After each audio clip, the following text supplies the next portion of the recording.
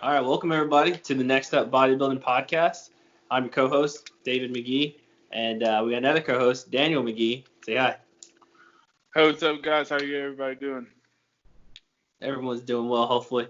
So, a little backstory. One of the reasons we decided to come up with the Next Up Bodybuilding podcast is because, we love shows like what Fu Abs Ever Do, Dave Palumbo with RX Muscle, and all the things Generation Iron does.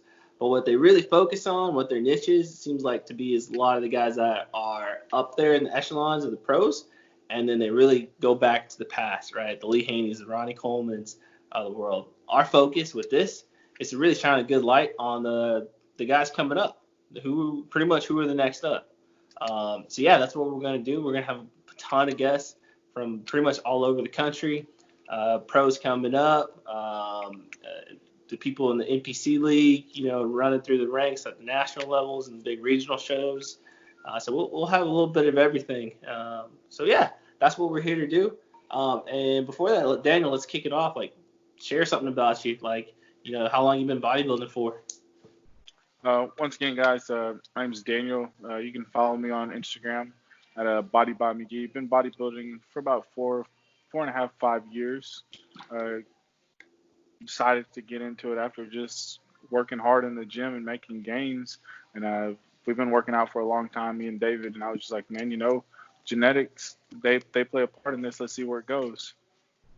Yeah, exactly. David, one of the earliest memories, me being brothers is, working hard, working out, right? And working on cars, being in Texas. Like, those are the earliest memories we have. So it's like natural when, I became an adult and you see it in yourself. We spend way too much money on cars and we spend way too much time in the gym.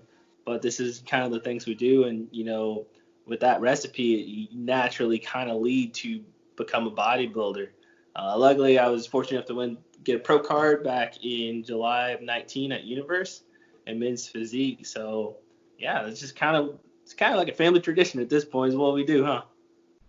Yeah, at this point, and going back to the men's physique, I started in men's physique. That's right. Then I did the crossover to classic physique, and now back to men's physique to just get my pro card. Yeah, talk about like where you got started in men's physique. What was your first show? So my first show was the Johnny O. Jackson, and me and my coach at the time was Jeff Massenberg. Yeah. We prepped like maybe 4 to 6 weeks, if that, for the show, and that's it. Yeah, and he was like, "Hey man, just go into open and see what happens." Yeah. He was like, "It's $100. There's no point of wasting $100 as a novice because if you suck, you just suck. But what if you win?" You win. So, I got on stage, did my couple poses at the time, and then I got second place at the first show. The guy who beat me, his name's Danny Davis. He's a pro, so I knew it was like, okay, well, first show, second place. This guy's a pro now, so I know it's close. Yeah, can't be mad at that. Okay. And then what made you want to go try out Classic? What made me want to go try out Classic, so I took about a year off to grow just because once I went to Nationals in men's physique, a lot of the guys were bigger, but I got up to like 265, 270. And at the time, they were like, man, you're too big to be a men's physique guy at that point, So yeah, I switched to Classic. And competed, did okay, placed top 3 of all my shows. But it just wasn't my niche. My last show, I did win the Battle of Texas. It was a good prep. It was a long prep because I did Classic and men's physique, but kind of just get back in the swing of things at the time. And then, like I said, before this coronavirus stuff, I was going to do the USA's in Vegas, July 24th, but we got some plans for later in the year, hopefully if things open back up. Yeah. You mentioned something. You said you did like Classic, but you found your niche in men's physique. Touch on that, like, because I think a lot of people can get stuck on, I want to be a bodybuilder. I want to be men's physique. Or women, I want to do bikini, and God just didn't make me bikini girl. So I wouldn't say it's just a niche. You kind of got to get in where you fit in. If you're winning at something, you can't try to fit a round peg in a square hole, basically. If you're good at something, just be good at that and excel. And then you could grow. And at the same time, I am still pretty young. for the bodybuilding aspect. So if I want to jump in classic, I always can get my pro card and then go to classic as well. A lot of guys have done it. Yeah. So at the time it was cool and things like that, but I don't want to waste 10 years trying to be a classic physique pro when I can just go pro in men's physique this year. Yeah, and succeed at it. So it's really funny because like to tell everybody how you really got on stage in men's physique at Battle of Texas. So I literally just posed, and I kind of did the Superman pose. And it's crazy because 2 years when I first got in men's physique, I got second place.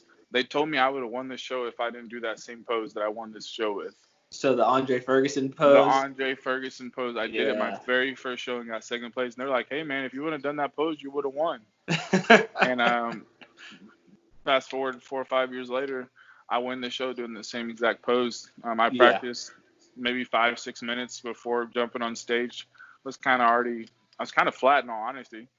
So, I was there. I remember, and I especially remember helping you pose 5 minutes before you hopped on stage. Yeah, so it was kind of just like, let's see what happens, and then like at the end of the day, when I turn around, I got a very, very small waist and a big back, so it's kind of hard to beat.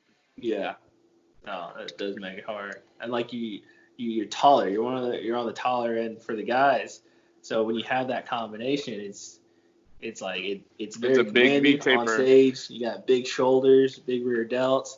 And then, it doesn't hurt when you got people like Raymond, who just took the O last year. Yeah, so that's a plus, because in all honesty, I think his Olympia stage weight was my stage weight at the Battle of Texas. He came in at like 230 something. I did the same thing.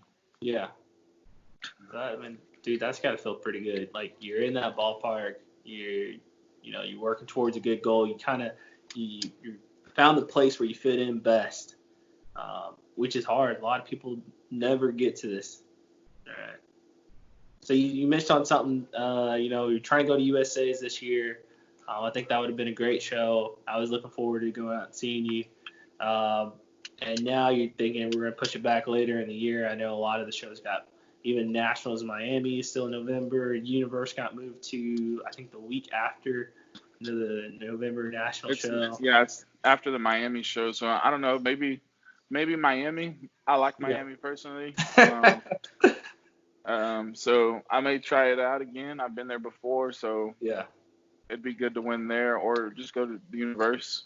At the same time, time is in the essence. You still got to live and to grow. And the last thing I want to do is show up half-assed. So I mean that was kind of the philosophy I took into it last year. Is like, I told everybody, I told our coach, we share the same coach, Dustin Sinsat down in Texas, like, hey, man, we're going to do this shit once. And that's fortunate. That's all it took.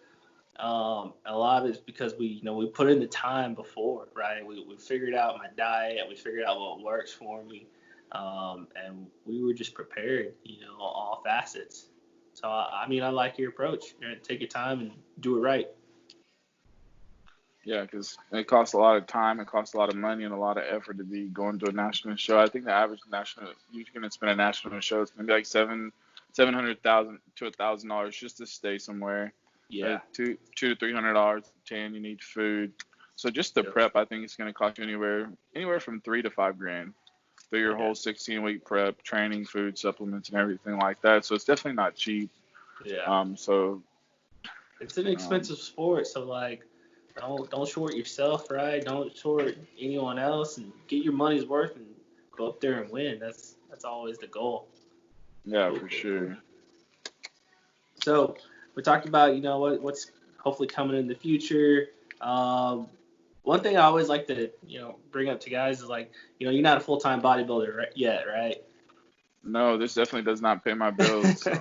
Neither does mine. I have a full-time employment, gainfully employed over here. Yeah, I have a full-time job, but even with my full-time job during prep, I wake up at 5:30, 6 o'clock in the morning. I get my shake in. I do 30, 45 minutes of fasted cardio in, depending on how far we're out. Then I go to the gym after fasted cardio. I train for an hour and a half. Then I work another 8 to 12 hours a day. After work, I go back to the gym to do cardio, and then I go to sleep. So I at the end of the day, it's how bad you want to win, because there's another guy out there that wants that spot. Yep. And, they're not out there partying, having cheeseburgers or whatnot. They're getting up just as early, if not earlier, and putting in that work. Yeah. Yeah. Well, dude, I fully understand, like, you got to have that work-life balance, and, this is our hobby, this is our passion, but you also need a source of income, that being your main job, and then this, be an extra. So that's really cool to know that, like, you're not just the Instagram guy getting followers and, trying to sell some green fit tea or some shit. Yeah, no, definitely, and right now, I tell all people, do it for fun until you do it for the funds. Do it for fun until you do it for the money. Once you go big, you can do it for the money. Obviously, Ronnie Coleman, Kai Green, Phil Heath, the big, they have an avenue that is their only source of income, and a lot of the great guys do, but most of the time it's 1%. Yeah, I mean, you brought Ronnie Coleman. He won like 2 or 3 Olympia titles and still is an active police officer. Still was a police officer, yeah. So, I mean, that shows it just right there.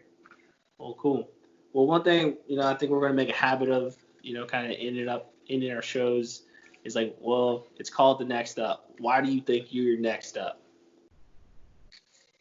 I just think I'm the next up. It's just I personally feel it's my time to jump on and be the best I can be and get my IFBB pro card. A lot of people say that, but I know what you got to do to put the work in and to be a pro. So yeah, it is what it is. I'm not gonna flaunt or boast or this and this. I let my back do the work, really. And so what I always say is get the popcorn ready, because this shit it's gonna be a show.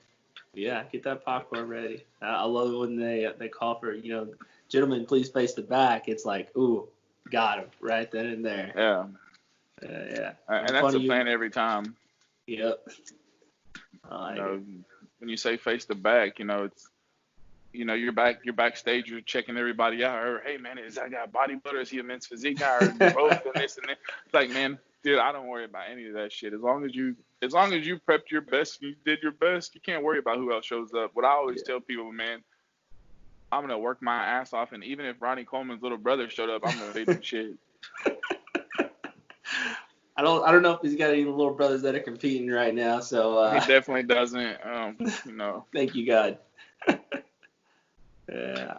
Well, cool, man. I look forward to doing this podcast with you, and get some other folks on board. Like Dustin, the Josh Wises, the Bows out in Arizona. We're gonna have a stacked lineup coming up pretty soon, so this is gonna be fun. You just gotta stay focused with it and have fun with it more. So, like, if you are coming up and want to be a bodybuilder, and even if you're doing it just to be healthy and fitness wise, just do it for the right reason. Don't do it for anyone else, or you won't achieve your goal. Yeah. That's so true. Like we mentioned earlier, like we did this because this is what we've always done. This is what we enjoy. This is what this is our hobby. We wake up, we go to sleep, kind of thinking, how do we, manage to get that extra rep in, get that extra time in the gym. So, no, you gotta love it. You gotta love the work and the grind. Hell yeah. Well, cool. Thank you, bro. It's a great start to the podcast. Hey, get that workout in. Looks like you're in the gym already. So have fun. Do some extra cardio. Yeah, definitely gonna go on this cardio. Like 14-15 over there. Nah, I'm about to start a new bulk. It's about 275. 275. Can't put on his socks. All right, you have fun with that. All right, man. Be safe. Thanks, guys. See you.